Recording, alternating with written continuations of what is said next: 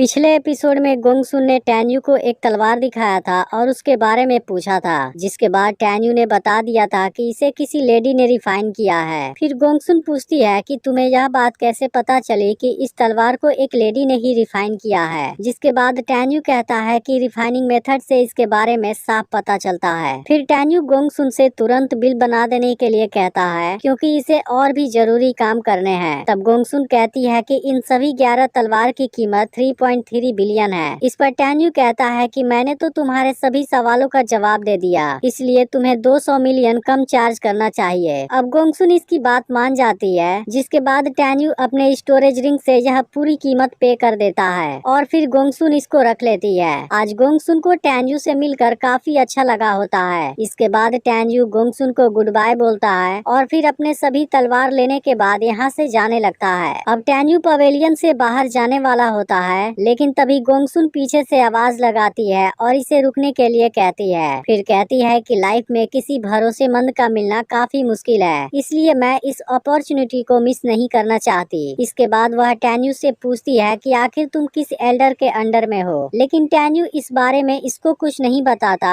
और केवल good bye बोलकर यहाँ से चला जाता है। लेकिन अब गोंगसुन भी इसके बारे में पता लगाने का डिसाइड कर लेती है। इसके बाद गोंगसुन जैसे ही अंदर चली जाती है, यहाँ के कुछ लोग टैन्यू पर गुस्सा होने लगते हैं, क्योंकि इसने इस पवेलियन के लोगों को जख्मी किया था, फिर भी वो बिना किसी पनिशमेंट के यहाँ से चला गया। इस पर दूसरा आदमी कहता है, क्या तुमने नहीं सुना? गोंगसुन उसका भरोसेमंद बनना चाहती थी, लेकिन उस लड़के ने खुद इसको रिजेक्ट कर दिया। इस पर एक और आदमी कहता है, आखिर वो है कौन? इधर टैन्यू पवेलियन से बाहर आ जाता है और अपने फ्लाइंग स्वॉर्ड का यूज करके यहाँ से निकल जाता है। लेकिन तभी कुछ और लोग भी टैन्यू का पीछा करना शुरू कर देते हैं, जिनको टैन्यू भी देख लेता है। इसके बाद टैन्यू एंट्रेंस पर आ जाता है और यहाँ के गार्ड से अपना स्नैक्स वापस मांगने लगता है, जो इसने एंट्री करते वक्त दिया था। यह देख आदमी अपने कुछ लोगों को इशारा कर देता है और टैन्यू से कहता है, अब वो तुम्हें वापस नहीं मिल सकता। लेकिन टैन्यू अभी भी जानबूझकर इसे वापस मांगने लगता है। अब इस बात से गुस्सा होकर आदमी टैन्यू को पंच मार देता है, जिसके बाद टैन्यू उड़ता हुआ जाकर दूर गिरता है। लेकिन टैन्यू अभी भी कहता है कि तुम लोगों ने मिसलेनियस स्टूडेंट को इंसल्ट किया है, तुम इसी तरीके से हमारे मिसलेनियस स्टूडेंट के स्नैक्स को लूटते हो और इस तरह से तुम बहुत सारा स्पिरिट स्टोन कलेक्ट करते हो। लेकिन अब मैं चुप नहीं रहूंगा और इस बारे में कंप्लेन करूंगा। इसके बाद टैन्यू यहाँ के मोटे आदमी को भी धमकी देने लगता है और कहता है कि मैं तो तुम्हारे बारे में स्पेशली कंप्लेन करूंगा, क्योंकि तुम ही इन सभी को सपोर्ट करते हो। लेकिन अब ऐसा करके तुमने बहुत बड़ी गलती की है। इसके बाद टैन्यू यहाँ से जाने लगता है। इस बात से मोटा आदमी काफी गुस्सा हो जाता है और अब टैन्यू के इस गलती के लिए इसे मारने का डिसाइड कर लेता है। इसके बाद ये अपने लोगों से इसको मारने का ऑर्डर दे देता है। फिर यह लोग टैन्यू का पीछा करते हैं, लेकिन असल में टैन्यू भी इसी मौके का इंतजार कर रहा था और वो केवल एक झटके में ही इन सभी को मार देता है। अब इस बात से मोटा आदमी इस पर काफी गुस्सा हो जाता है, क्योंकि टैन्यू ने इसके सामने लॉ एनफोर्समेंट स्टूडेंट को मारा है। फिर मोटा आदमी किसी खतरनाक टेक्निक का यूज करता है और टैन्यू पर अटैक करने आता है। लेकिन अब टैन्यू खुद को बचा लेता है और अपने फ्लाइंग स्वॉर्ड की मदद से यहाँ से भागने लगता है, क्योंकि वो इस मोटे आदमी को अभी और इतनी आसानी से नहीं मारना चाहता, बल्कि वो इसमें उन 7 लोगों को भी शामिल करना चाहता है जो टैन्यू के पीछे पड़े हुए थे। फिर मोटा आदमी कहता है कि अब तुम चाहे कहीं भी चले जाओ, मैं तुम्हें मार कर रहूंगा। इसके बाद यह टैन्यू का पीछा करना शुरू कर देता है। इधर टैन्यू कहता है कि मैंने गोल्ड, वुड, वाटर, फायर और सॉयल, वाइंड एंड थंडर बहुत से एट्रीब्यूट को खरीद लिया है। अब तुम जल्दी ही होंगमेंग किलर गॉड को देखने वाले हो। मुझे तो अब किसी का कोई डर नहीं है। इसके बाद टैन्यू मोटे आदमी को अपने प्लान में फंसाने लगता है। तभी टैन्यू के पीछे जो और 7 लोग होते हैं, वो कुछ समय के लिए मोटे आदमी के साथ कोऑपरेट करने का डिसाइड करते हैं और फिर सभी स्नैक्स लूटने के बाद उसे बराबर बांट लेंगे। इसके बाद मोटा आदमी टैन्यू को घेर लेता है, लेकिन तभी पीछे से बाकी 7 लोग भी आ जाते हैं, जिनका लीडर कहने लगता है कि इसने लॉ एनफोर्समेंट स्टूडेंट को मारने की गुस्ताखी की है, इसलिए अब इसको भी मार देना चाहिए और हम इस काम में आपकी हेल्प करेंगे। अब टैन्यू इस जगह पर बुरी तरह से फंस जाता है और सभी लोग इसे चारों तरफ से घेर लेते हैं। फिर मोटा आदमी सोचने लगता है कि मुझे लगा था मैं मिसलेनियस स्टूडेंट को मारते हुए पकड़ा गया, लेकिन ऐसा लगता है वो मुझको इनरगेट का लॉ एनफोर्समेंट एल्डर समझ रहे हैं, इसलिए वो मेरी हेल्प करने आ गए। इसके बाद मोटा आदमी सभी को थैंक यू बोलता है और कहता है कि तुम लोगों ने इसे मारने में मेरी हेल्प की है, इसलिए कभी मौका मिले तो हम पार्टी जरूर करेंगे। अब यहाँ पर मोटा आदमी खुद को बहुत बड़ा तोप समझने लगता है और सोचने लगता है कि वो टैन यू को बहुत आसानी से मार देगा, लेकिन असल में ऐसा कुछ भी नहीं होता,